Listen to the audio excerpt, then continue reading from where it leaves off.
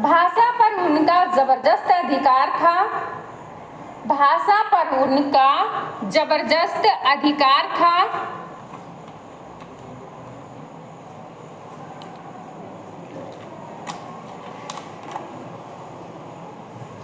इसीलिए आचार्य हजारी प्रसाद द्विवेदी ने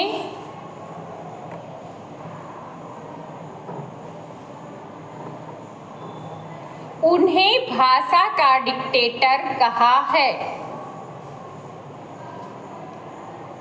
उन्हें भाषा का डिक्टेटर कहा है।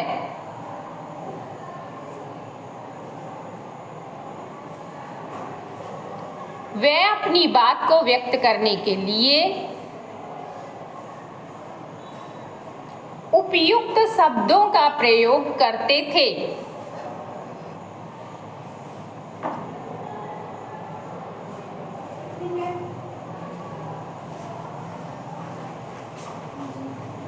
उपयुक्त शब्दों का प्रयोग करते थे।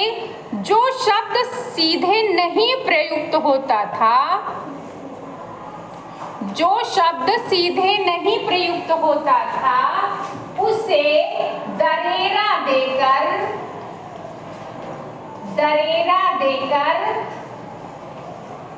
प्रयोग करते थे।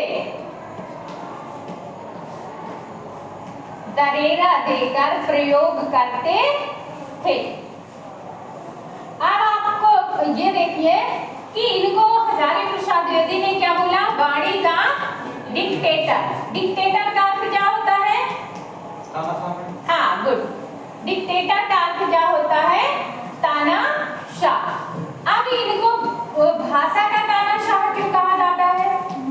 क्योंकि यही बात है कि भाषा का तानाशाह इसीलिए कहा जाता है कि जैसे ये तुक लय चीजों का ध्यान नहीं देते थे कि इसका प्रयोग करने से काव्य गुणों का, यहाँ जो कविता के लिए नियम बनाए हैं कि कविता में दोष न उत्पन्न हो जाए या कविता की जो प्रतिभाएं हैं वो विलुप्त ना हो जाए, इसका इन्हें फर्क नहीं पड़ता था।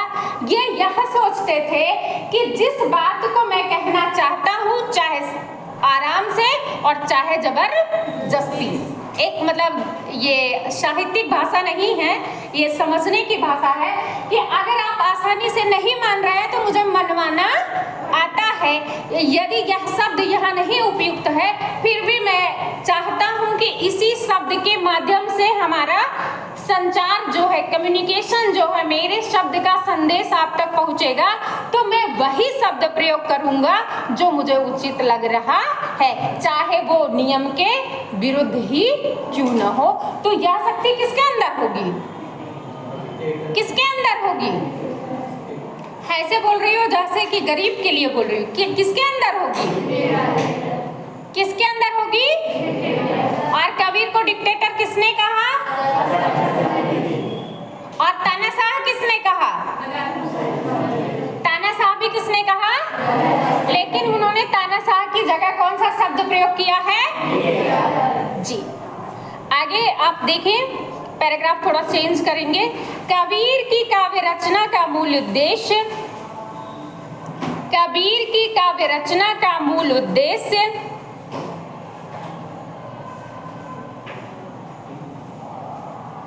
लोकहित एवं लोक मंगल था। लोकहित एवं लोक मंगल था।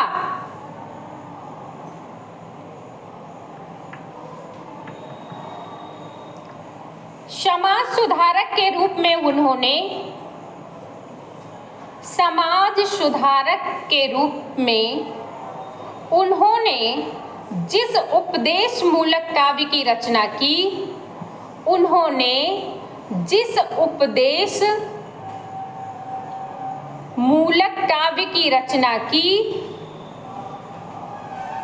उसके पीछे लोक कल्याण की भावना, उसके पीछे लोक कल्याण की भावना निहित थी।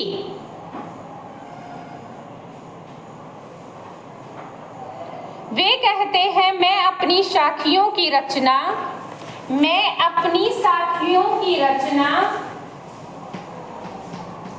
जीव को भवसागर से पार करने के लिए साथियों की रचना जीव को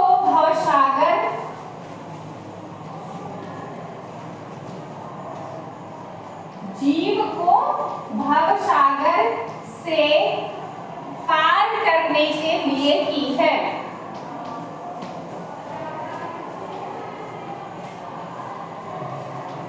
जीव को भवसागर से पार करने के लिए की है। अब भवसागर क्या है? एक तो सागर है जिसे आप समुद्र कहते हैं। आपका कौन सा सागर है?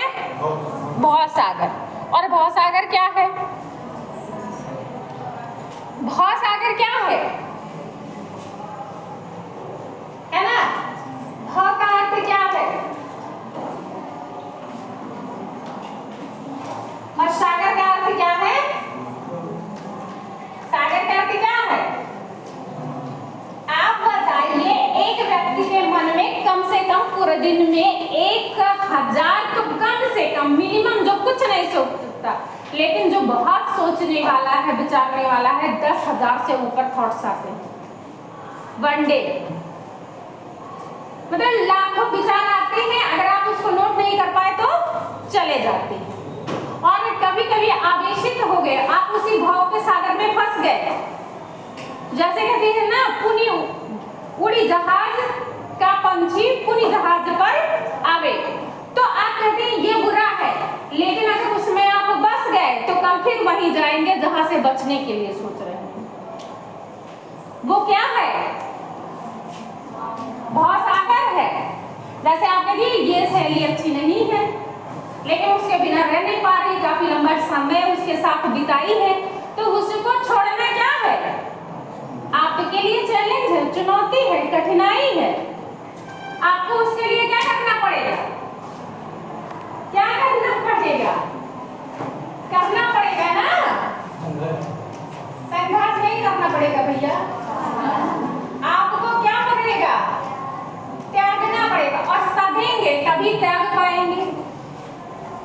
जैसे धीरे धीरे कभी 2 मिनट का डिस्टेंस किया, कभी फिर 3 किया, फिर 5 किया, फिर 10 किया, फिर 15 किया, फिर 1 घंटे किया, फिर 3 घंटे किया, और फिर धीरे धीरे डिस्टेंस मेंटेन हो। गाहे गाहे मिली आवश्यकता अनुसार, नहीं तो आप अपने रास्ते, हम अपने।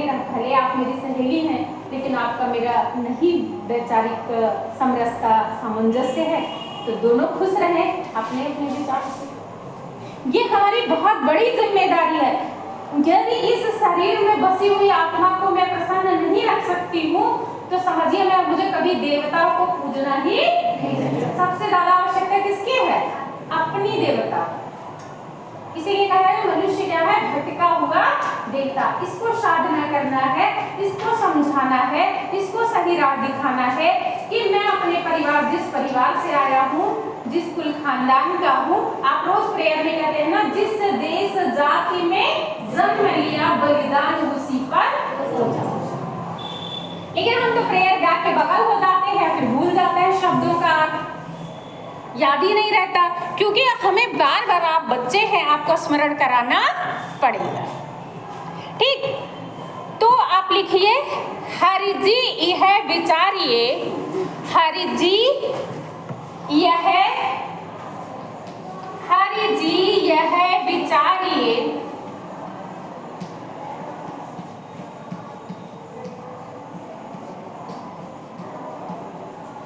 हरि जी यह विचारिए, साखी कहो कबीर, साखी कहो कबीर। दूसरी लाइन लिखिए, भव सागर में जीव है, भव सागर में जीव है,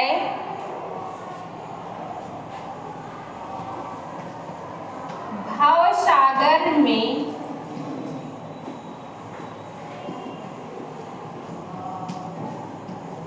जीव है, जो पकड़े सो तीर, जो पकड़े सो तीर। तीर का अर्थ है किनारा। यदि आपको आत्मज्ञान हो जाएगा तो आप क्या व्यवहार करेंगे? आत्मज्ञान होने पर आप व्यवहार कैसे